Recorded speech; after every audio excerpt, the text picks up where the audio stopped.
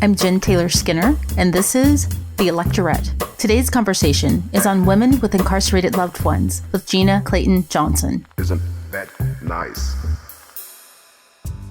Imagine a time in your life where you were excited to start something new, to go in a completely different direction.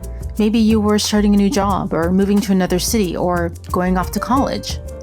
And you get a phone call. And in that phone call, you learn that someone that you love has been sentenced to 20 years in prison. Think about that for a moment. The juxtaposition of the life you were going to have against the experience of the person that you love is about to have. 20 years of their life gone. And that's exactly what happened to today's guest, Gina Clayton-Johnson. She was a youth organizer in the NAACP, and she led campaigns that addressed campus policing, voter registration, and state sentencing laws. But during her first year as a student at Harvard Law School, someone Gina loves was sentenced to 20 years in prison. She got that phone call. And that phone call completely changed the direction of her life and her focus. Gina Clayton-Johnson founded the Essie Justice Group. It's an organization that focuses on the unique needs and struggles of women with incarcerated loved ones. You know, we have an epidemic of mass incarceration in this country. The U.S. has the highest incarceration rate in the world. 70 million people in the U.S. have criminal records, and there are 7 million children who have an incarcerated parent. You know, the emotional and financial impact reverberates for generations, and women primarily shoulder that burden, both the financial and the emotional burden. That is the focus of the Essie Justice Group. You know, they're tackling this from all angles, and we really need this work more than ever, which is exactly why I was so excited to have Gina Clayton-Johnson on today. So here is Gina describing how that phone call that she received as a young college student changed her forever. You know, I grew up biracial, binational, Black woman, growing up speaking 2 languages, navigating 2 cultures. And I think I've always been deeply upset by inequality. And I devoted my life, even before going to law school, devoted a lot of my attention, I don't know if my life at that point, I was pretty young, to social justice work. And I was doing kind of organizing in Los Angeles. And I was just really interested and compelled to understand the root of injustice and the roots of inequality that I had seen through my life, even while very young. And it was the desire to bring tools and solutions and access back to the communities that I care about and come from that took me to law school in the first place. So I didn't go to law school because I wanted to be a corporate attorney. I went because I wanted to improve myself as an advocate working alongside communities I deeply care about, in particular Black communities in Los Angeles. But when I was there, I certainly didn't, expect that I myself would have an experience that was so that put me, I think, so up close to what was happening in our criminal justice system and to millions and millions of people. I'll never forget that call when I when I came to learn that someone that I love was being sentenced to 20 years in prison. You know, the feelings of bewilderment and helplessness. Like I remember distinctly going to criminal law class and studying these cases that had long since passed or were hypotheticals, and going home to write a letter to a real sentencing judge in California to plead for leniency. And, it was bizarre. And yet it woke me up, and it woke me up to seeing the senseless devastation of mass incarceration policy up close. And it forever changed my life and my career. Yeah. I was thinking a lot about your experience and trying to picture myself back in college and what that must have felt like, getting that call. And, I realized that, if you're a Black person in America, the possibility of getting a phone call like this, it's always with us, whether it's subconscious or it's conscious, or whether it's, someone in your family, or whether it's a childhood friend, with the rates of mass incarceration here and the fact that Black Americans are incarcerated at, I think, 5 times the rate of white Americans, that, that possibility that this could happen to someone that it's never lost on you. Yeah. And, and I think for me as well, this is always something that that was all around me. And whether or not we talk about it, whether or not it's something that all of our families, I think, come into contact with it at some point. If you're a Black family in the United States, it's just a reality. 1 in 2 Black women in the U.S. has a family member in prison. It is a huge number of Black and brown families who, like you said, understand the daily reality of mass incarceration in our lives. And I think, I come to this issue really with a sense of optimism. I think ultimately, like, this is, I wade every day in a lot of the heaviness of this work. And yet I think seeing the ways in which families and for me, women in particular in their leadership during these times of deep social and moral crisis in our country, it's their leadership that has me believing that we will find our way out of this. That has been the way that I've been able to kind of move forward and be excited to build. And I think that the more that we can kind of highlight that as part of the criminal justice narrative, as much as we do the problems that do need attention and need to be seen, the more people we will have at the table to really take this issue, by its horns and tackle it down. So, but I know you worked in a public defense office, right? That must have informed your work to some extent. Yeah. When I left law school, I ended up at a public defense office where I think for me, everything really changed when I started meeting more and more and more women and families and being even more in the trenches of what incarceration and the impact of incarceration really looks like, that I was able to start to see opportunities for transformative changes to occur. Yeah. Our culture treats criminals as discardable. And, once you go behind those bars, right, it doesn't matter what your offense is, you just kind of become invisible, And I guess the cruelest part, when I was reading about this and reading about what your organization does, is that when the loved ones of an incarcerated person, they also, in a sense, become invisible. Even the children, the partners, the spouses, the parents. So when you started researching this, were there any services for families and children and siblings and spouses of incarcerated people?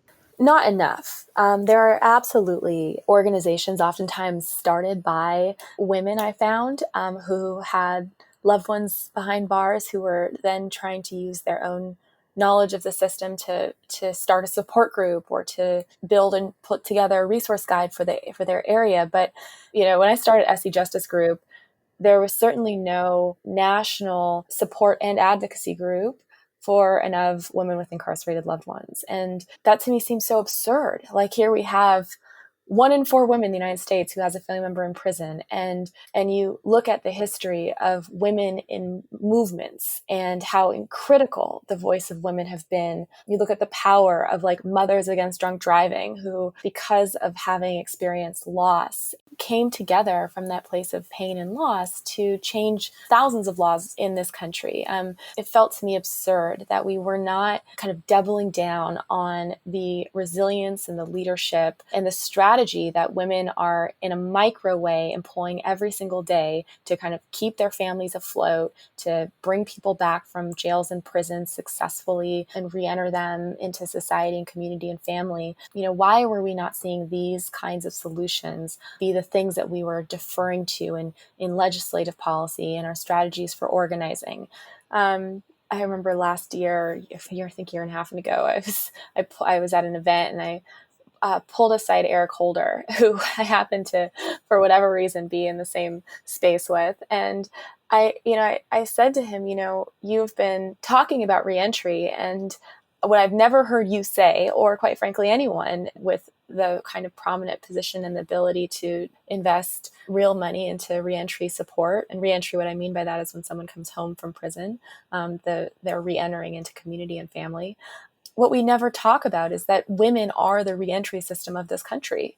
It is, mothers and sisters and daughters and wives and girlfriends, grandmothers who are co-piloting that process from when somebody a loved one comes home from prison or from jail, and ensuring and doing everything, from financial support to emotional support to connections with children and other sorts of resources, of course. And that is being held by women. And I think that, as we have these conversations about criminal justice system and the huge problems with our current criminal legal system, we need to look at what is already happening in order to find out what are the strategies we need to double down on. Well, I guess I want to know what Eric Holder said.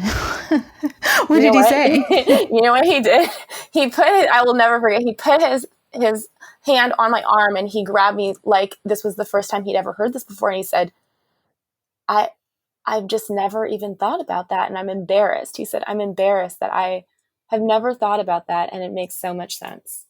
And for that moment, I was like, can I just pull out my iPhone recorder really quick and have you on record saying that? But this is the response that I think we get every time. We took on the bail industry over the last 2 years, and at the beginning of that campaign, people were asking, why in the world are women with incarcerated loved ones like why are they involved in this issue? Why is this what you would consider your issue? And I would just think, like, haven't you thought about who's paying the bail industry? Like, it is women, it is grandmothers and mothers who are putting their houses, up as collateral to secure their loved ones' release. It is women who are going into debt to prison phone companies and to provide support to loved ones inside and, children left behind on the outside. It's women who are in these positions know what the ugliness of our criminal legal system firsthand and are experiencing the life-altering impacts despite perhaps never having seen the inside of a cell. And I think that is something that we cannot lose sight of in the midst of, our conversations about the criminal justice system. Meanwhile, women, of course, are being incarcerated at a rate that is outpacing that of men. 80% of women in jails are mothers. And so the ways in which we are looking at these issues, we talk about intersectionality. I think we so often like to kind of throw around that word, but to really commit ourselves to intersectional struggle means that we need to see the ways in which our systems are designed to harm women and communities of color. And I think in our criminal justice conversations, I just haven't found us talking about women a lot, or certainly not enough. And that's something that I care about from a multitude of angles. One that looks strategic. I believe we need women and their persuasive and powerful voices to fuel this movement. I also believe that we need women to be able to understand, and let me say also, we need women and trans women and people. We need queer communities. We need gender nonconforming people in order to really address the ways in which patriarchy is a central motor of our continuous kind of constant need to choose punitive, controlling, carceral solutions to harm. Those things are tied up in values of patriarchy as well as values of white supremacy. And if we're not going to get to those kinds of root causes, then we're not going to get to the aims that we're all driving towards. No, you're absolutely right. I mean, that was my first reaction going back to Eric Holder's reaction. I thought, of course women are taking on this burden. And it hadn't occurred to me. It hadn't dawned on me before. Right. And I want to go back to that stat that you mentioned. You said 1 in 4 women has an incarcerated loved one, 1 in 4, which is incredible. But then also, I think you said 1 in 2 Black women or women of color has an incarcerated loved one. Is that right? Yes, 1 in 2 Black women. Mm-hmm. And then so you define this as a women's health crisis. How is this a women's health crisis? In what way? So we recently published a report called Because She's Powerful, in which we interviewed and surveyed over 2,000 women from 46 states across the country. And these were women who had who themselves have incarcerated loved ones, who led this project and this survey, designed the questions and set out to really do this research, because what we were seeing was that academia was not doing it. And so what we found was that the common thread, and the thing that I think over the last almost 5 years of me running the leading organization of advocacy and support of women with incarcerated loved ones, the through line in all of the stories and the encounters that I've had has been this feeling of deep isolation. And it was one of the things that we noticed early on before I even started, when I just at the beginning of thinking about starting Essie. I remember talking to a woman in Louisiana, and I was telling her about this idea that I had to start an organization. And she said, you know, when I went through this, when my son became incarcerated, there were two occasions upon which I nearly took my life. And she, pulled me aside to tell me this. And it was such a kind of deep, kind of heart-wrenching moment where she shared this with me as though it was her first time telling anybody. And she said, do not give up on this. You need to start. We need this. And since then, we've built this loving and powerful community of women with incarcerated loved ones at Essie, and have seen over and over again the ways in which women struggle with the mental health impacts of having their families torn apart by mass incarceration policy, and those that are closest to them who define our family units being caged hundreds of miles away, and all of the kind of attenuating kind of criminalization and this marginalization that comes with that. Social isolation has been something that we were really nervous to talk about at the beginning. And I thought, I've wanted to say for a long time, like, because of mass incarceration, women are dying. And I'm not just talking about, women who are dying inside jail cells like Sandra Bland. I'm talking about that this is an issue that is even larger. I'm looking at women like Vanita Browder, who, not too long after her son, who was incarcerated in Rikers Island pre-trial as a teenager for something that was later, he was later, a case that was later dismissed. He suffered over 1,000 days inside an adult facility where he was tortured and abused and left very different than he came in such a negative way that he took his own life, right? And that is a story that we hear about when we think about pretrial reform and bail reform and the kind of atrocities of our bail system. But we fail, for whatever reason, to mention that within a very short time period later, his mother dies of what news reports would come to say of a broken heart. She should be counted in the casualties of this of the war on drugs, of mass incarceration, and our kind of addiction to locking people up and throwing away the key. This episode is brought to you by Shopify. Upgrade your business with Shopify, home of the #1 checkout on the planet. Shop Pay boosts conversions up to 50%, meaning fewer carts going abandoned and more sales going cha-ching. So if you're into growing your business, get a commerce platform that's ready to sell wherever your customers are. Visit shopify.com to upgrade your selling today. This episode is brought to you by Progressive Insurance. Do you ever find yourself playing the budgeting game?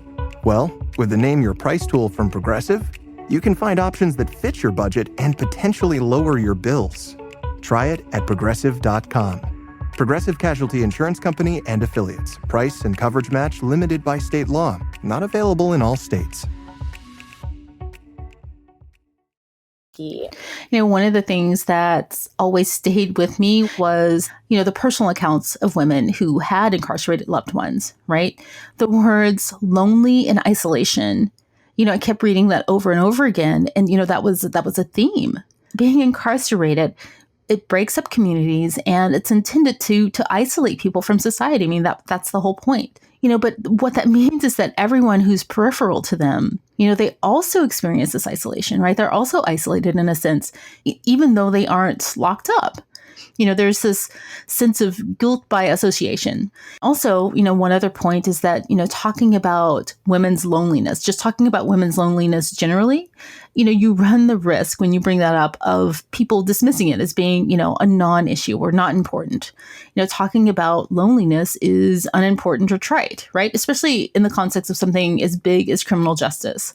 People only want to talk about this in the context of policy or legislation or the cost of it. And they kind of want to remove the emotional element of it, but you just can't do that. So I commend you for highlighting that piece of this struggle. So what I want to say about this is that it was really hard to talk about at first, that this was a women's crisis, because I was afraid to tell people, like, there's this loneliness, there's this isolation. I was afraid that what people would say would be like, oh, oh, so what? and why is that such a big deal? Women are lonely. And we know that so often that when you're talking about women's health in general, it gets minimized and disregarded. If it's paid attention to at all, it's last on the agenda, right? We know this is the pattern. And so thinking about trying to uplift women with incarcerated loved ones as representing a major crisis in women's health, it was an uphill climb because of the context and the stigma attached to having a loved one behind bars in the first place.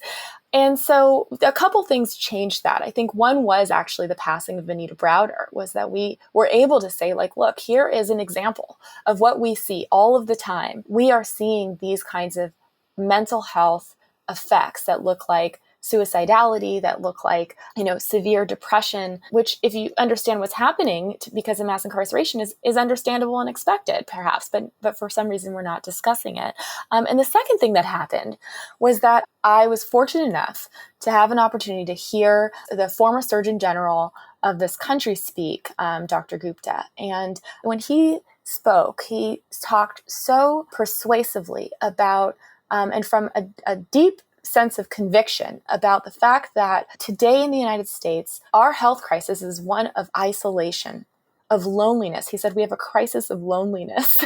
And I thought, this is incredible. This is what we've been seeing, and I went up to him after hearing him talk and I said, can we talk more about this? I want to understand where you think this is coming from. And he said, I'm spending less time digging into the root causes. What I'm looking at is the health impacts and how prevalent these feelings of loneliness are across our society and community.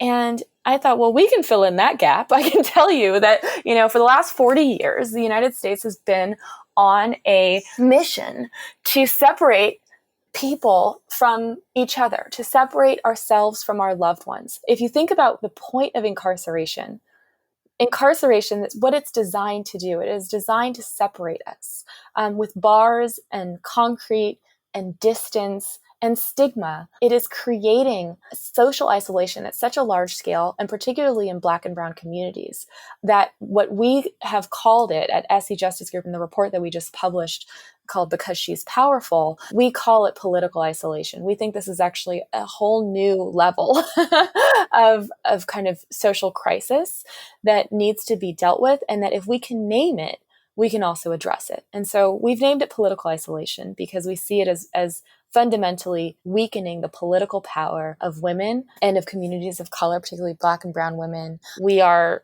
through our strategy at Essie Justice Group, addressing this head on. I think that's actually the point I was making earlier about, there's so much stigma around criminality. And what happens is that anyone by association, right, if someone is accused of a crime, right, anyone associated with that person, the parent, the family, the children, are also stigmatized. And I think that's also part of the isolation, right? And another thing that we don't acknowledge is that, let's say a person's sentenced to 10 years. That 10 years of the person who is going to be incarcerated is also a sentence for anyone associated with that person. They have to live a life of parallel trauma on the outside of, visiting and worrying and, all of the money that's required. And that's something that we don't talk about very often. And, I was reading through some of the stories in your report, like the woman you mentioned who encouraged you to keep going. I was reading some of the stories. There was also another woman who said something to the effect of, she had no one to talk to because no one could relate. Right.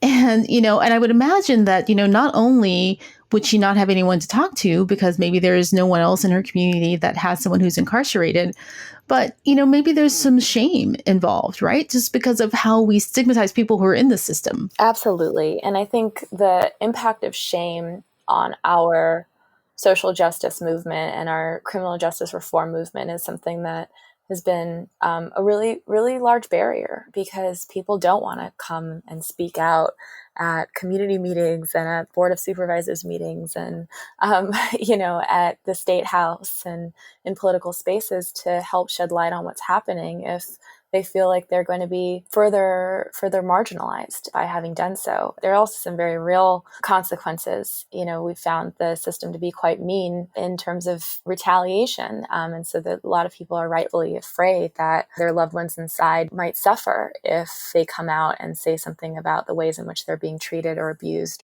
Can you tell me about some of the hidden financial costs and the financial burden that the women incur, right? I mean, I think one of them is eviction, and then there are also all of these other costs, the bail system. So there are a number of different economic costs. There's actually a fantastic report called Who Pays that details the costs of incarceration on families. And throughout the entire process, from the moment of arrest to the moment of sentencing, and then throughout incarceration, the family, usually a woman, is taking on an extraordinary amount of financial responsibility. So that looks like from paying for attorneys to paying bail bonds industry fees and court fees, any restitution debt.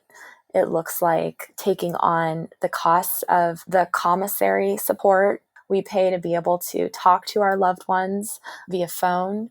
There's this, I think, misunderstanding that because it really is so expensive to incarcerate people at the rate at which we're doing, that people inside are getting all kinds of amenities or something. That is not the case. It is the extent to which, many people are even getting fed. It's because loved ones on the outside are paying money for commissary and for people to be able to supplement their diets by purchasing food themselves. Same thing with hygiene products. Those are oftentimes costs that family members take on in order to make sure that a loved one inside has very basic necessities that he or she might need. So those kinds of costs, I think, oftentimes don't get discussed. But then also when someone comes home, because our reentry laws are so restrictive that when someone comes home, there's restrictions on where they can live, on what kinds of jobs they can take. They're oftentimes usually just barred out of the, economy, making money because of all these kinds of background checks and more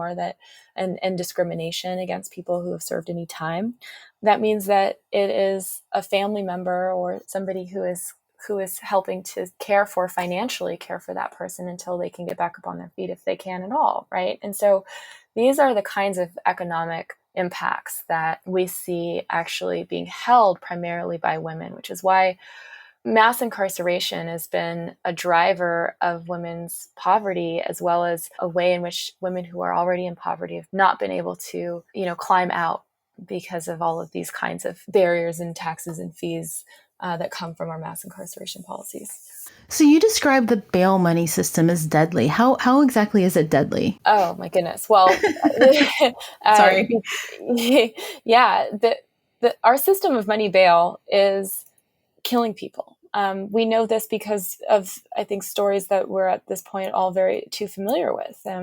Sandra Bland, who, was held on bail, died in a cell in Texas. Khalif Browder, who had he or his mother been able to pay for his bail, would have been let out and wouldn't have suffered all of the abuse and the torture and the degradation that he ended up suffering while inside Rikers, right? Like, because people right now, there are like 450,000 people almost who are incarcerated pre-trial in this country and who can't get out because they can't afford to pay bail. And the life in a cell is very, very dangerous to your health, to your stability. It is deadly, and it can be deadly. Bail keeps people in. It's been, I think, seen as one of the most heinous perpetrators of criminal injustice that we have in our system. What would replace the bail system, though? I don't know. I mean, because it's just on its face, it's not very logical, right? Absolutely. So today, just so people know, today in the U.S., when you get arrested, in most places, what will happen is that a cash bail is set according to a bail schedule, which is essentially like a chart that assigns an amount of money depending on the charge. So if you're charged with possession, means you might have to pay $5,000 to get out pre-trial. If you are charged with carrying an unlicensed firearm, you might have to pay $10,000 to get out, etc. And the system's stated purpose is to provide this as a mechanism by which people come back to court. The problem is that money is not actually what works to make sure that people come to their court date. What works is transportation and stable housing and text messages, being well enough to attend your court proceedings and so forth. And so meanwhile, we have this system, and while being ineffective, it has also been being ineffective at doing what it's supposed to do, it's also the central way by which we keep incarceration rates high. So DAs are able to go in to see a charged person and say, hey, I know that you're stuck inside this cell, you can't pay your bail, but you could get out today. We can make that happen, but plead to these convictions. And that's how plea deals get signed. And that's how we so often find that people end up with these convictions and then they're in the system. Bail has been the way in which we've been able to incarcerate millions of people in this country. What we need instead is what many other places are doing. The United States is one of 2 countries in the world that has a money bail system. I think for us, what we're advocating for is a system by which we prioritize liberty. We look at ways that people can get the support that they need to come back for trial or for court. So housing and text reminders are some really exciting new organizations that have been developing ways to get people back to court that look like transportation support or reminders via technology or text. And those things are incredibly effective. And so we actually have a lot of ways at our fingertips to make sure that people, I guess, are coming back to court. But I think also we have to look upstream a little bit and say, well, why are there so many people who are being charged and arrested and criminalized in the first place? And so those are some of the bigger questions that we're also tasked with figuring out as advocates. We decided to take on the bail industry and go hard. We approached it from a corporate divestment standpoint, where we were able to, because of the voices of women and women coming together, we're able to really partner with Google and able to get the largest corporate divestment from the bail industry to happen when Google and Facebook banned bail bonds advertising on their platforms. That was because of women who have been used and abused and exploited by this industry for years, coming together, approaching kind of these corporate folks and saying, hey, there's something that I think you ought to know about how this is impacting our lives. And I think that is a really powerful example of what is possible. And then finally, we do direct action. So we are part of a collective called the National Bailout, which is a group of Black organizers from across the country who lead Black-centered race justice work, and are together have been bailing out women out of jails before Mother's Day for the last 2 years. And, while we wait for the lawyers to do their thing, while we wait for corporations to get the message or feel the pressure, we're just going to raise the money and get our people home. And that's the beauty of direct actions. Well, you know what? I'm really, really moved by the work that you do. I think it's really, really important, obviously. And I'm really, really proud of the work. So, keep it up. Thank you. It's really important. And thank you so much for taking time to talk to me today. Of course. Thank you. It was a real pleasure. Thank you so much for listening. To find more about Gina's work and her organization, please visit the Essie Justice Group atessiejusticegroup.org. And Essie is spelled ESSIE. Please also follow the Electorette on social media. We're on Facebook, Instagram, and Twitter, and that's @Electorette. And until next time, keep up the good fight.